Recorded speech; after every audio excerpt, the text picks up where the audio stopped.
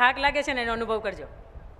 આખી જિંદગીનો આ વધારાની વસ્તુનો, વધારાની વાતોનો, જે વાહિયાત વાતો હતી, આ બધાયનો ભાર છે ને અહીંયા રાખ્યો છે ને, આ એનો થાક લાગ્યો હતો. અને જ્યારે હશે ને ત્યારે હળવો થઈ ગયો. બીજો થાક કેનો લાગ્યો છે ખબર છે? મારી પાસે છે ને એક રૂમાલ છે, જો આ એક રૂમાલ દેખાશે તમને, સમજજો.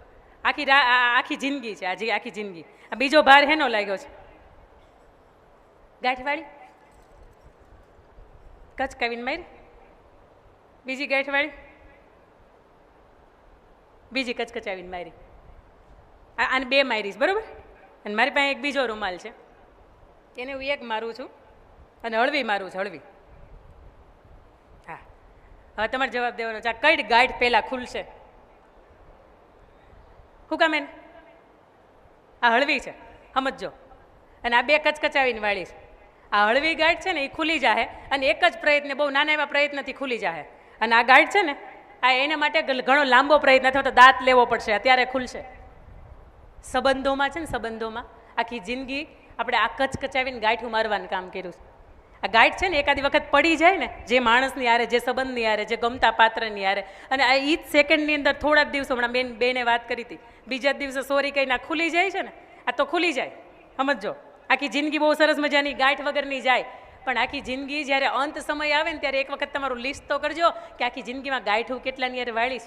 અને ગાંઠું વાળે એની વાંધો નથી, આ કદાચ કચકચાવીને વળી ગઈ, કેટલી વખત ઉખેડવાનો પ્રયત્ન કર્યો છે. આ તો ગાંઠ એક વખત વળીને એટલે બીજી વાળતા જાય, ત્રીજી વાળતા જાય, ચોથી વાળતા જાય. અલા ભલા માણસ, તમારે ઘરનો પ્રસંગ હોય છતાંય આપણે કેવું શું કહીએ ખબર છે? એ આવશે ને તો હું નહીં આવું, તમે હું રાજાશાહી છો?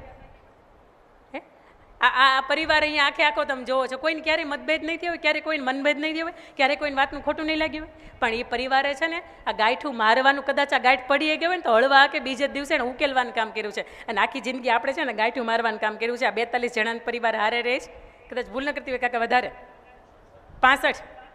આ પરિવારને જ્યારે તમે ઉપસ્થિત રહીને જોવો ને ત્યારે તમને અંદરથી સમજાય કે આપણે કેટલાય પ્રસંગ એવા હતા કે કોકની યારે ગાંઠું પડી ગઈ હતી ને તો આપણે ગયા નહોતા. આ પરિવારની પાસેથી આટલું તો ચોક્કસ શીખવા જેવું છે કે પરિવાર ભેગો રહીને તો સત્કાર્ય થાય, પરિવાર ભેગો રહીને તો દુનિયાની અંદર માથું ઊંચું રાખીને જીવી શકાય. ભાઈ ભાઈનો ન હોય, કોનો હોય? આ હળવા થયા, 2 વાતનો ભાર લાગ્યો. એક કે કેટલોય બધો સામાન, વધારાની વસ્તુઓ નહોતી રાખવાની ને એને આપણો ભાર ઉઠાવી લીધો. બીજી વાત કે જિંદગીમાં કોઈ દિવસ કોઈની યારે ગાંઠ કદાચ પડી ગઈ છે ને તો એ ગાંઠને આપણે જલ્દીથી ઉકેલી નાખીએ, અથવા તો એક વખત ગાંઠ પડ્યા પછી બીજી વખત ગાંઠ આની અંદર ન થાય તો એવો આપણે પ્રયત્ન કરીએ. બીજી વાત કે ઘણી વખત આપણને એમ થાય આ આવું કહેશે તો આપણે હાથ પકડીને હાલશું, અને કદાચ કોઈ ફોટો પાડીને